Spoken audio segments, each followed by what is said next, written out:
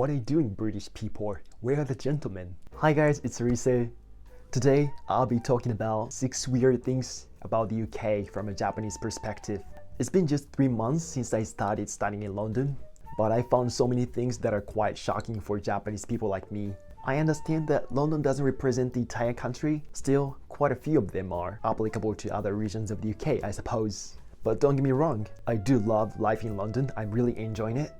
But my British flatmate is always very excited to hear what I think is weird about the UK, so I ended up making this video. By the way, this channel is about everything from a Japanese perspective, compared with other countries. I explain things with the best combination of objective facts and personal experiences. If you want to know more about Japan or how Japanese people think, this is the best channel for you. So don't forget to subscribe, and let's get started. Number 1. So many strikes. I was really upset when the underground stopped because of the strike. Normally, it just takes 30 minutes to go to campus, but when the strike occurred, it took more than 2 hours to get there. The ironic thing is that some of my classmates left their home as usual, and by the moment they arrived at the classroom, the class was already over.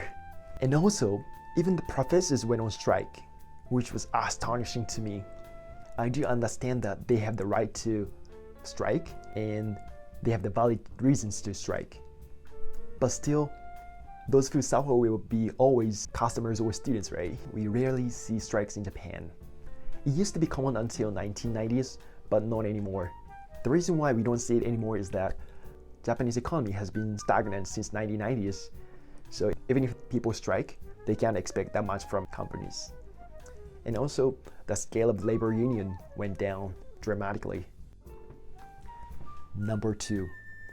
Noisy tubes. I'm not kidding, it's literally super loud. You can never imagine how loud it is. The screeching of Northern Line peaks at 107.7 decibels, corresponding to rock gigs or being within 1,000 feet of jet aircraft at their takeoff. The next worst scratch is on the Northern Line, which I always use. That hits 102 decibels.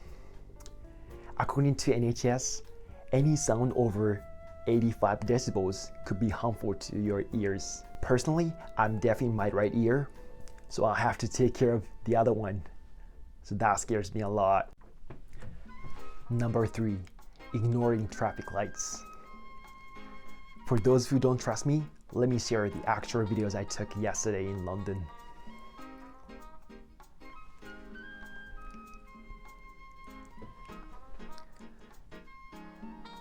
What are you doing, British people? Where are the gentlemen? They pretend like traffic lights don't exist. Most of them start walking before it turns green. Some of you might say, if cars are not coming, why not, right? But the thing is, they ignore the traffic lights, even when cars are coming. Like this. Okay, maybe they're just rushing, but let's do some easy math here. Assuming that you can save 10 seconds by ignoring traffic lights. If you do it 10 times a day, you can save 100 seconds, which is 15 minutes a month, which is 10 hours a year. If you keep doing that for 70 years, you can get 700 hours. Congratulations, you can get extra month if you keep ignoring traffic lights for 70 years. But this argument is deadly wrong because it is missing the very important point. Ignoring traffic lights simply increases the probability of accidents. According to the Department for Transport, pedestrians are one of the most at-risk groups on UK roads, with 1 fatality and 15 serious injuries every day. So, fingers crossed. Number 4. Expensive. I chose the cheapest dormitory of my university in London, but it costs £1,000 a month, which is insane. It's not even the center of London. Thankfully, my housing rent is all covered by scholarship from my home university. Back in Tokyo, I only paid £70 a month. It's an extreme case, but £400 should be definitely enough for a room in Tokyo. Universities are also super expensive in London. Since I came here as an exchange student, I don't have to pay the tuition here. Otherwise, I would have had to pay 28,000 pounds a year. My home university in Tokyo is a public school, which costs 3,500 pounds a year, which is like 12% of that of the university in London. Restaurants are also insanely expensive. I've repeatedly mentioned this in this channel, but a bowl of ramen costs 11 pounds in the UK, while you can get decent ramen for 5 pounds in Japan. And also, just 2 pieces of sushi cost 2.5 pounds in the UK, while you can get better 2 pieces of sushi for 70 pence in Japan. I haven't been to any restaurants for a while in London. I can't just afford it. Normally I just cook Japanese food with cheap groceries, which could be better than Japanese food in London actually. This is totally off topic, but I'm assuming some of you believe that I'm from a rich family or something. But trust me, it's not the case. I do respect and love my parents, but neither of my parents went to universities. I'm from the average family in the countryside of Japan. I've never been abroad until 19. I didn't get special English education or something, and I didn't go to any private school. Like, I just went to normal public schools. The reason why I got to study abroad so many times is that every time I study abroad, I managed to get scholarships which cover most of the cost. It's true that I do travel a lot, but I always take Ryanair, which costs as low as 10 pounds to go to other countries. What about hotels? In most cases, I ask my kind friends to let me stay at their places. Otherwise, I book the cheapest possible hostels, which is like 10 to 15 pounds a night. I just wanted to mention this fact in order not to be misunderstood. Sorry, this is totally off topic, but I just wanted to mention this. Number 5, alcohol. In the UK, once you turn 16, you can drink. It seems super young from a Japanese perspective. In Japan, you need to be at least 20 years old to drink. 16 is like the first year in high school. Like, I don't know, that sounds a bit risky. I'm not sure if high school students can control themselves. They can go too far, I guess. Also, what was surprising is that pubs in the UK are open from lunch hour.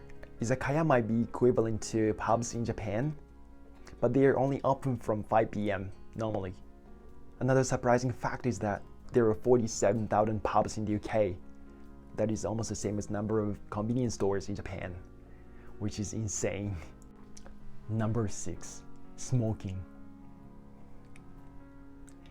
It was astonishing to see there are so many people smoking in London. But when I look at the statistics, smoking rate itself is not that high. It's just 14.1%, which is the second lowest in Europe, while that number is 17.8% in Japan. So it's actually lower in the UK than Japan. But the reason why I felt there are so many people smoking is that people smoke on the street, like wherever they want. That's why. In Japan, the rules are getting stricter and stricter, and fewer people smoke on the street. Also, it was unexpected that there were so many women smoke in London. In Japan, only 7.6% of women smoke, while in the UK, 12.5% of women smoke. Personally, I don't smoke, but I don't blame you even if you smoke. However, I would appreciate that if you don't smoke and walk at the same time. But that doesn't mean that I'd like you to smoke while you're waiting for the traffic lights to turn green. So those are the 6 things that seemed weird to me from a Japanese perspective. Please let me know what you thought on these things in the comment section. I'll reply to every single comment. Again, don't forget to subscribe if you like the video. Also, on my Instagram, I share my life in Japan and abroad. Thank you so much for watching, and I'll catch you guys in the next video. See you soon.